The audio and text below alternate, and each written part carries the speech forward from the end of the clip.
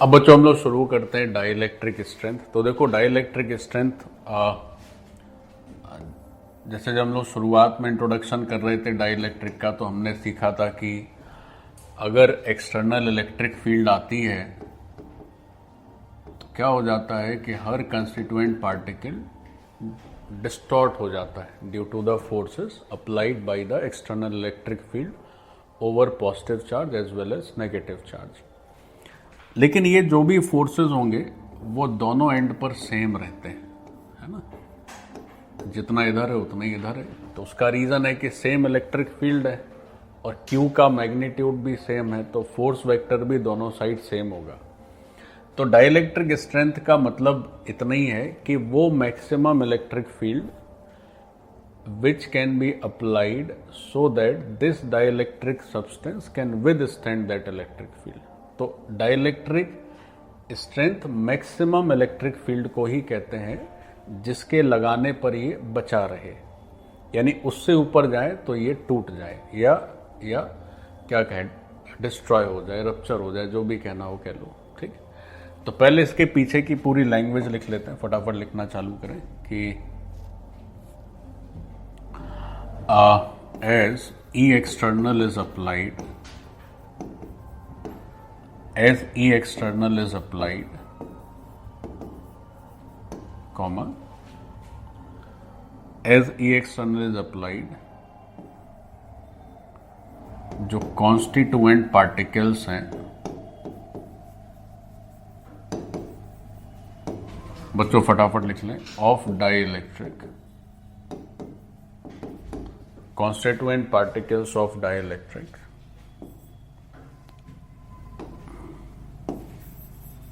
gets elongated in the direction of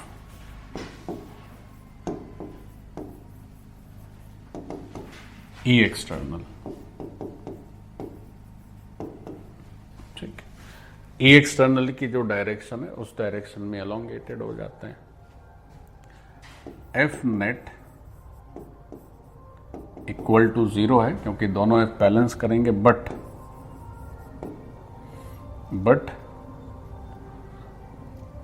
जो constituent particle है या जो डाइलेक्ट्रिक ओवरऑल सब्सटेंस है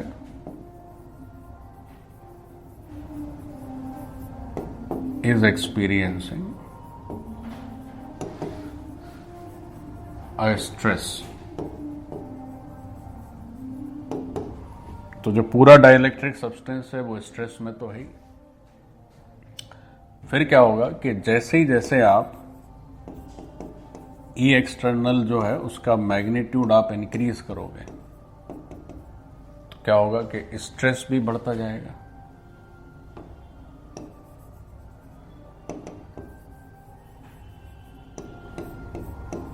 स्ट्रेस भी इंक्रीज होगा। ठीक, जैसे जैसे ई एक्सटर्नल का मैग्नीट्यूड बढ़ेगा हमारे सब्सटेंस का स्ट्रेस भी बढ़ेगा। एक समय ऐसा आएगा कि जब फिर सब्सटेंस और ज़्यादा स्ट्रेस नहीं झेल पाएगा और ब्रेक हो जाएगा, ब्रेक डाउन हो जाएगा उसका। तो after a certain limit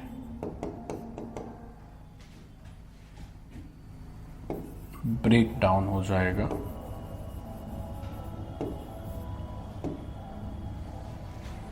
break down of dielectric substance due to excessive stress. Stress बच्चों इतना ज्यादा होगा कि हमारा जो डाइलेक्ट्रिक सब्सटेंस है उसका ब्रेक डाउन हो जाएगा। स्ट्रेस इतना ज़्यादा होगा कि हमारा जो डाइलेक्ट्रिक सब्सटेंस है उसका ब्रेकडाउन हो जाएगा।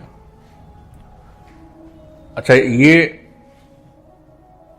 भाई जब हम इलेक्ट्रिक फील्ड लगाते हैं तो उसके लिए बैटरी से कनेक्ट करेंगे, तो बैटरी से कनेक्ट करेंगे तो कैपेसिटर की प्लेट्स जो हैं उन पे जैसे जैसे चार्ज बढ़ेगा वैसे वैसे एक्सटर्नल इलेक्ट्रिक फील्ड बढ़ेगी।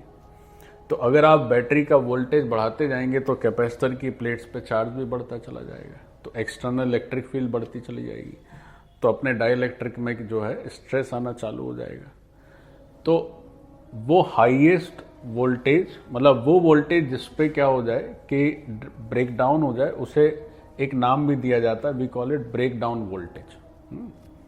तो इस बात को भी लिख लें कि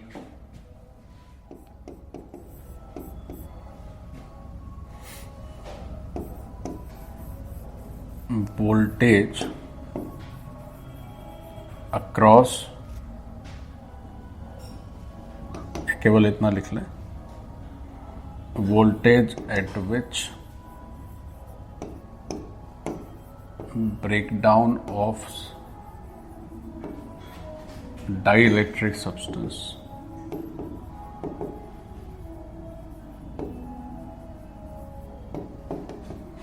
उसे क्या नाम से जानते हैं? वी कॉल इट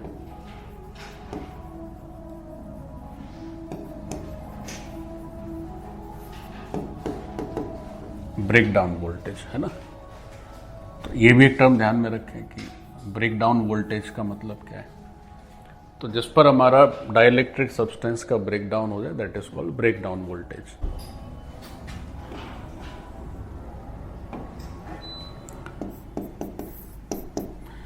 अब देखिए ब्रेक डाउन वोल्टेज हो गया। अब एक बात ये भी लिख लो कि जैसे ही बच्चों आपका डाइलेक्ट्रिक क्या होगा, बर्स्ट होगा या उसका ब्रेक डाउन होगा, तो उसका प्लस माइनस अलग अलग हो जाना है।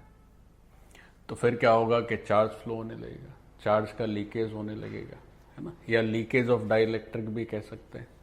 तो ये स्टेटमेंट भी ऐड कर लें कि एज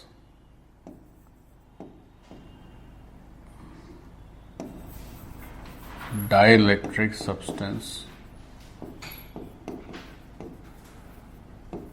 बर्स्ट्स, क्या होता है, लीकेज ऑफ चार्ज होता है, या इसी को हम नाम दे देते हैं dielectric leakage.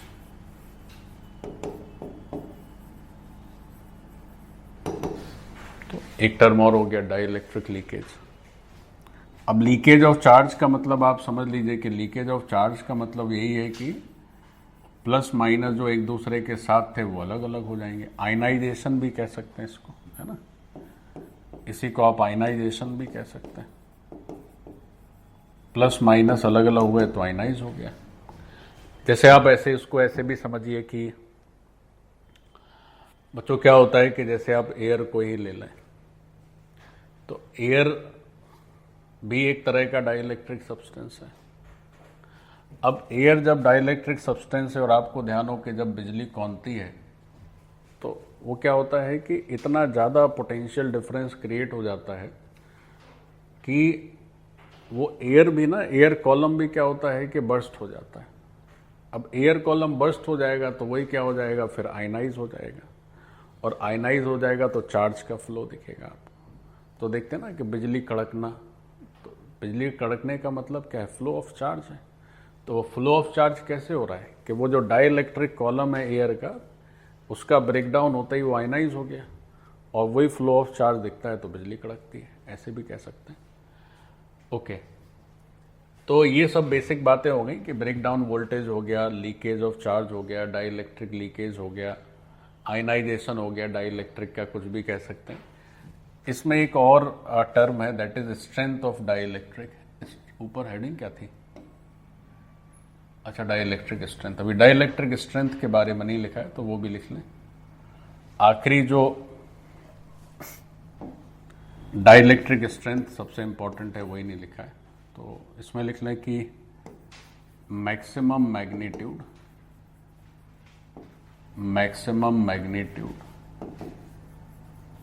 Of E external which dielectric material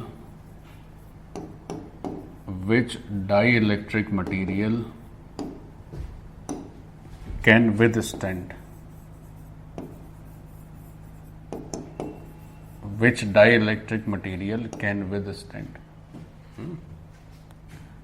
This is what? This is dielectric strength. ये हो जाती है डाइलेक्ट्रिक स्ट्रेंथ।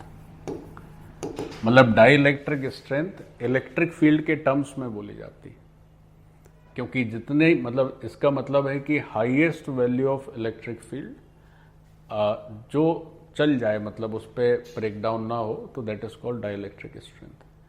तो ये जो डाइलेक्ट्रिक स्ट्रेंथ है हमेशा इन टर्म्स ऑफ इलेक्ट्रिक फील्ड लिखी जाती है, तो उसका मैग्नीट्यूड भी वही हो जाएगा बच्चों जो इलेक्ट्रिक फील्ड का मैग्नीट्यूड है।